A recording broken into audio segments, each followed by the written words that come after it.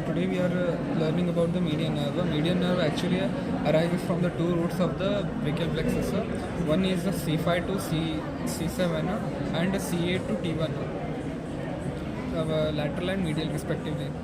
So medial nerve basically, which is the most medial, which lies lateral to the third part of the axillary artery and then enters the cuboidal fossa medially. It is the most medial structure of the cuboidal fossa and then supplies as a anterior interosseous nerve and then pierces the flexor digitorum muscles and supplies them and then it get deepens into the muscles and then it enters the palm from behind the retinaculum, giving one subcutaneous branch of the median nerve. The subcutaneous branch of the median nerve basically act as a sensory to the above the skin of the thenar muscles, and the median nerve get.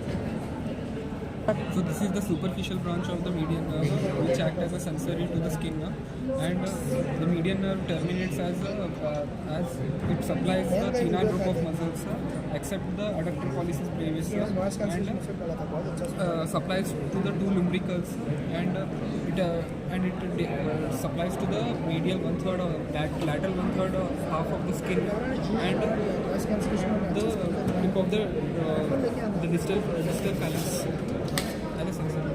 Start. Now we'll look at the clinicals of the median nerve. Median nerve can be basically injured at many points. It can be at the humerus level, it can be at the elbow level, it can be at the wrist level also. When there is humerus fracture, the cut ends of the humerus can injure the median nerve, and there can be paralysis of the some of the muscles that is supplied by the median nerve. And when it is damaged at the elbow level, the flexion of the wrist is weakened because it supplies there, and then pronator teres is paralyzed, and then when it is damaged at the wrist level, we can see that there is sensory loss in the lateral 3.5 aspects of the front of the forearm and even the nail beds, as it supplies the respective areas. And then prominently we can see two types of deformities in the median nerve damages. One is the eighth thumb deformity, in which